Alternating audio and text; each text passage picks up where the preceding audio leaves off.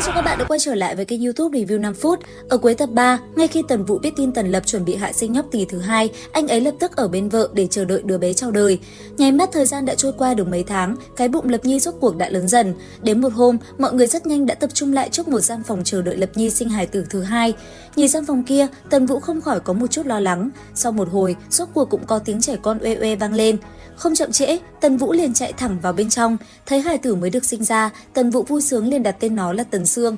Cứ thế theo thời gian trôi qua, Tiểu Sương cũng ngày một lớn dần trong tình yêu thương bao la, rộng lớn của cha mẹ. Đồng thời lúc đó, Tần Tư cũng đã ngày một lớn dần, chớp mắt đã thành cậu thiếu niên. Cứ thế cuộc sống của cả gia đình trôi qua thật hạnh phúc.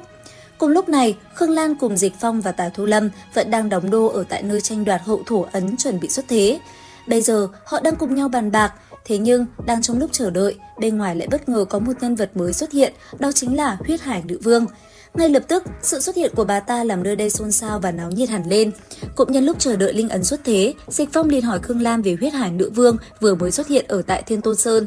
Đáp lại, Lan Thúc cũng nói cho Dịch Phong biết vị nữ nhân kia rất giống một cố nhân của mình, và đó chính là Tiết Vân. Nghe xong, mọi người liền gật đầu. Tiếp theo, ba người liền tính toán chuyện sẽ cùng nhau đoạt bảo, lấy cả ba liên thủ cũng là một thế lực không nhỏ. Bởi vậy, sau một hồi bàn bạc, tất cả quyết định sẽ cùng nhau đoạt bảo. Cứ thế, ba người chờ đợi, ánh mắt hướng về phía xa. Và rồi rốt cuộc, Thiên Tôn Sơn rốt cuộc cũng phát sinh dị động. Màu đỏ lại một lần nữa lan tràn, món bảo vật thứ hai là hậu thổ ấn rốt cuộc cũng xuất thế. Nhìn nó, Huyết Hải Nữ Vương hai mắt cũng liền sáng lên, không chút chậm trễ, bà ta cùng tất cả thần vương đồng thời động thân. Ngay sau đó, mọi người đồng loạt đuổi theo bảo vật, hòng đoạt lấy nó. Tuy nhiên, bảo vật lần này lại chui sâu xuống lòng đất. Bởi vậy, mấy vị thần vương phải dùng hết mọi thủ đoạn để đoạt lấy nó, và rồi sau một hồi, rốt cuộc Lan Thúc cũng đoạt được bảo vật. Không chậm trễ, ông liền cùng đồng đội bỏ chạy trước sự truy đuổi của kẻ địch. Cứ thế, một cuộc tranh đoạt quyết liệt diễn ra.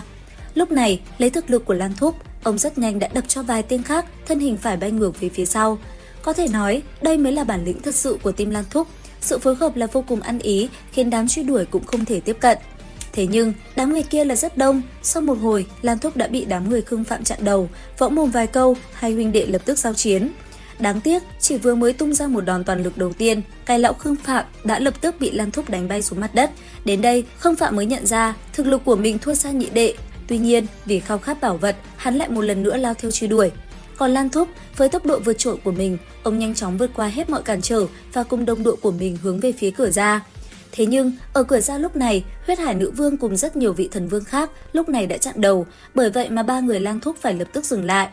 Bây giờ, bị dồn đến đường cùng, Lan Thúc đã phát huy ra thực lực thật sự, một màn giao chiến vô cùng quyết liệt cũng liền diễn ra. Chẳng mấy chốc, nơi đây đã xuất hiện những trận va chạm ầm ầm, kinh khí không ngừng khuếch tán ra xung quanh. Có thể nói, thần vương giao chiến, một trận rung động kinh thiên động địa cũng ầm ầm nổ vang khắp đất trời. Cứ thế, cả ba người Lan Thúc phối hợp cực kỳ ăn ý áp chế lại địch nhân. Cuối cùng, cả ba tiến vào được thông đạo và liền biến mất.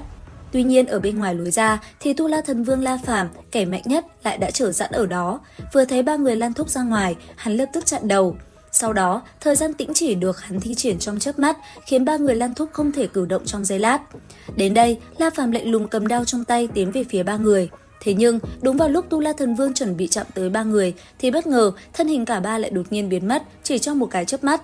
Đến đây, La Phàm cảm thấy vô cùng sợ hãi.